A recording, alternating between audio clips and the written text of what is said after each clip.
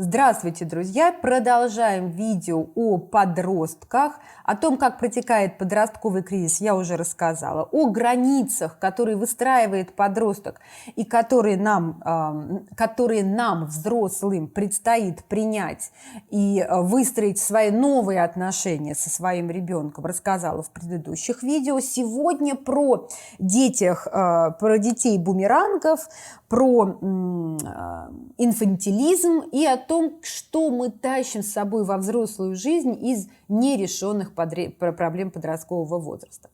Итак, начнем про детей бумерангов. В предыдущем видео о психологических границах я закончила на эмоциональной сепарации, то есть когда ребенок отделяется эмоционально от своих родителей, и да, грусть, жалость, расстройство, радость родителей совершенно не разделяются в этот момент подростками. Самый прекрасный, пейзаж, в который вы привезли подростка, родители стоят, любуются, там, они радуются, подросток идет рядом, все, ему надоело, я видеть ничего не хочу, я устал, меня сюда притащили. Вы не поверите, сколько раз я наблюдала эту картину. Особенно, когда речь идет о подростках, когда мы выезжаем куда-то за границу, и подросток не находит себе какого-то партнера для общения, то есть другого подростка, с которым могут разделить вот это все неустройство внутреннего мира в раю. Да? Пальмы, море, песок, пляжи. И вот эти вот кислые лица подростков, я умиляюсь, но тем не менее я понимаю, как вообще подростку в этот период сложно и как родителям сложно с таким подростком.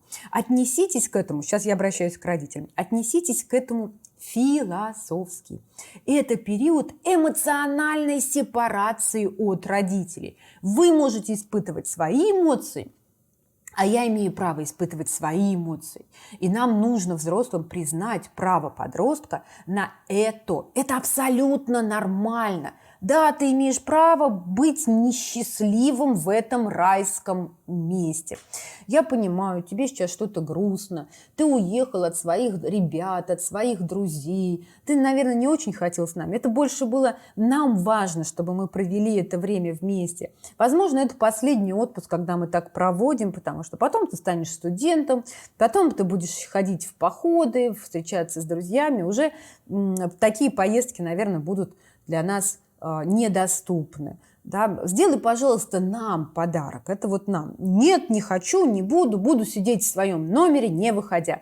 Ну, хорошо, значит, вот принести тебе что-то, да, привезти тебе с экскурсии что-нибудь привезти, или все-таки поедешь с нами. Да, есть одно ключевое отличие. Если во время ваших путешествий будут какие-то экстремальные виды, там, спуститься с аквалангом, полетать где-нибудь, значит, на какой-нибудь тарзанке, то подросток с большей охотой будет принимать участие во всех этих мероприятиях, потому что это такая, знаете, такая форма проверки себя. За счет вот таких вот экстремальных видов деятельности подросток решает еще какие-то свои задачи.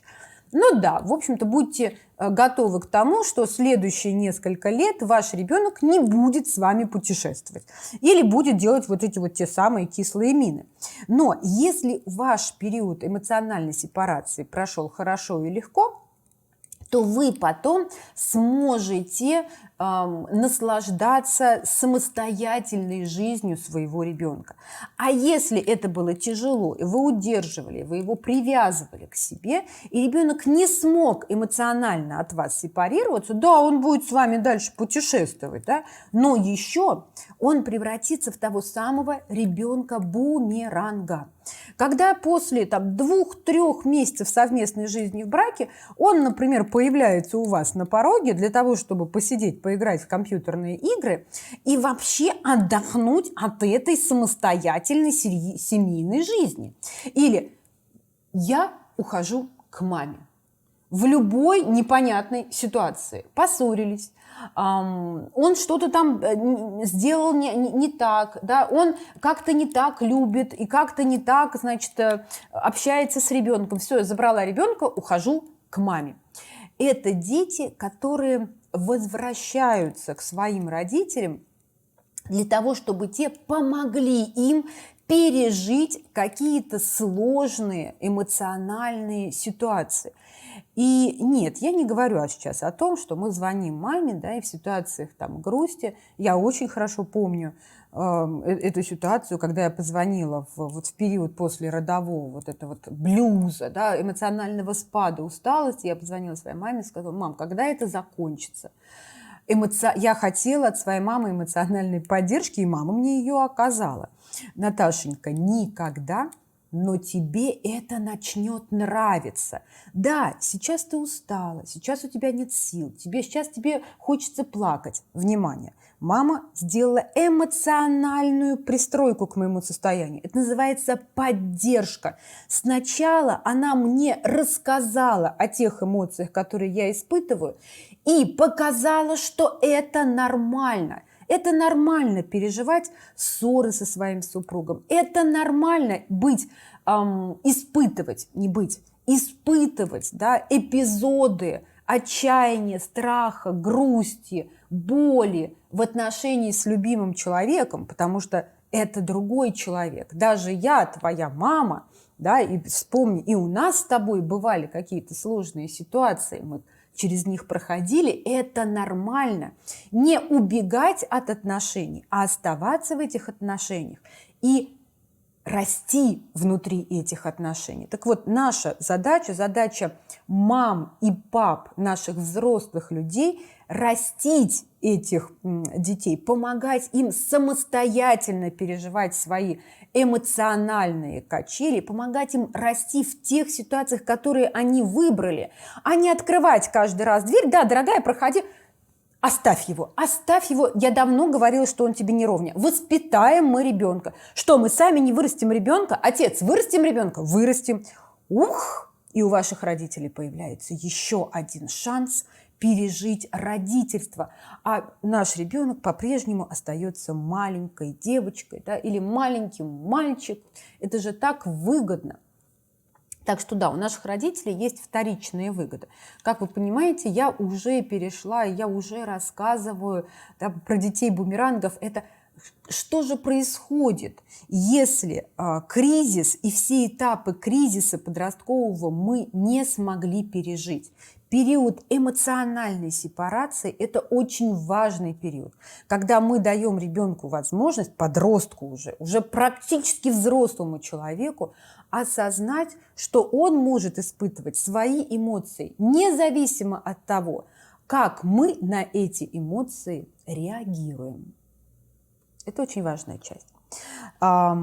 Есть еще одна особенность протекания подросткового кризиса, когда ребенок, встретившись впервые с ответственностью, прежде всего с ответственностью, да, он убегает в инфантилизм. Предстоит принимать какие-то сложные решения, а мне не хочется их принимать. Предстоит делать какие-то усилия, да, например, много заниматься, много трудиться, ходить на тренировки для того, чтобы поступить в нужный мне институт. Элементарно усилия, чтобы выбрать этот институт. Вот, да, сесть, посмотреть, почитать, какие факультеты готовят по моей специальности, подобрать со своими баллами ЕГЭ, куда я могу вот выступить. И ребенок такой: ой, я ничего решать не буду, я не знаю, что делать, я не знаю, как это, у меня сил нету. И здесь очень нам, взрослым, хочется в этот момент взять и все за ребенка решить, и поступить за него. И в этот момент я рекомендую взрослым, да, родителям, делить вот эти огромные задачи на маленькие какие-то этапы. Да не надо, что ты в один день сядешь и подготовишь всю биологию, не надо. Давай мы лучше наймем репетитора. Раз в неделю ты будешь ходить к репетитору, и но кроме этого, да, раз в неделю ты будешь делать вот это. Такие: ой, это не взрослый. Ничего подобного, это взрослый. Потому что вспомните, пожалуйста, свою работу. Да? Вам начальник дает какое-то задание. Да, это, конечно, огромное доверие вам высказывается, если решай сам, как знаешь, мне нужен только результат. Это уже вы такие инициативные, такие самостоятельные. А многие ли из нас такие? Не очень. Гораздо чаще, да, мы нуждаемся в точной инструкции, как это надо сделать, с дедлайнами, с такими, да, точками, когда мы должны сдать промежуточный результат, и в этой структуре мы себя чувствуем достаточно хорошо. Выстраивайте для своего ребенка подобную структуру. И да, маменькины сыночки и маменькины дочки, они как раз вырастают в тех случаях, когда мы не даем ребенку много самостоятельности, да, и не встраиваем его в какую-то новую схему, где твоя самостоятельность все больше и больше проявляется. Пожалуйста, обед сам, пожалуйста, что там в твоей комнате творится, это твоя комната. Главное, чтобы оттуда не бежали тараканы, да, а посуда была, в общем-то, в посудомоечной машинке. Вот. Еще лучше, конечно, в тот период, когда особенно девочки, ой, как девочки хотят своей территории, когда появляется уже там такая возможность, да, в возрасте 18-19 лет, дать ребенку возможность съехать в свою квартиру, в съемную квартиру, ради бога. Это растит самостоятельность. Нет такой возможности, я понимаю, значит, вот внутри вашей квартиры, вашего пространства у ребенка появляется своя собственная территория. Итак, сейчас я назову вам признаки психологической инфантилизации. Первое – это нежелание принимать решения и брать на себя ответственность. Такие наивные формы поведения. Вечные девочки, вечные маменькины и бабушкины сыночки. Очень хорошо в фильме «Ликвидация» вот этот вот маменькин сыночек показан. Мне очень нравится этот фильм. Второй признак – это черно-белое мышление. Вот все либо либо это хорошо, либо это плохо. Вот этот максимализм иногда мы тащим с собой из подросткового возраста во взрослую жизнь, и ох, он как сильно нам мешает. Неумение видеть полутонов приводит к тому, что мы не рождаем мудрость и понимание того, что да, мы несовершенны, в этом нет ничего страшного. Следующее – гедонизм, склонность получать удовольствие и только удовольствие. Если у нас есть выбор хоть чуть-чуть напрячься или не напрягаться, мы не напрягаемся. Склонность избегать сложностей и рутины, да, это тоже. Зрелую личность, сложность и повседневность не должны пугать. Ни в коем случае. Если опять это одно и то же, ту-ду! Да, галочка, это инфантилизм. Тенденция обвинять других в своих трудностях, сваливать ответственность на других. Это начальник, это президент, это государство, это обстоятельства. Ну, ни в коем случае не я. Ориентация на игру. Да, здесь я играю милую девочку, а здесь я уже могу расслабиться и превратиться в Мегеру. Такая игра образов, которую мы все время меняем. И слабая способность видеть перспективу, способность понимать, как то или иное наше действие может отразиться на нашем будущем. Вот смотрите, я перечислила признаки психологического инфантилизма, и я думаю, что многие из вас сейчас узнали либо у себя эти качества, либо в своих детях, уже взрослых, эти качества, либо даже в своих знакомых. Потому что инфантилизм, к сожалению, сейчас стал просто приобретать такие огромные масштабы. И все это мы с собой, значит, тащим во взрослую жизнь. И о том, что происходит, если вот все эти признаки инфантилизма, если задачи кризиса не были решены вовремя, вот обо всем этом я вам расскажу в следующем видео. Подписывайтесь, пожалуйста, на мой канал, смотрите другие видео о протекании подросткового периода, анализируйте свою собственную подростковость, как она протекала. Это очень интересно, это исследование себя, это познание себя. Все это приводит к осознанности того, что у нас происходит, а осознанность всегда улучшает качество нашей жизни. Не материальное благосостояние, ни в коем случае, а уровень удовлетворенности своей жизнью. А мне кажется, что именно это основная задача и цель того, что я делаю на YouTube. Спасибо большое, подписывайтесь на мой канал и ждите следующих видео.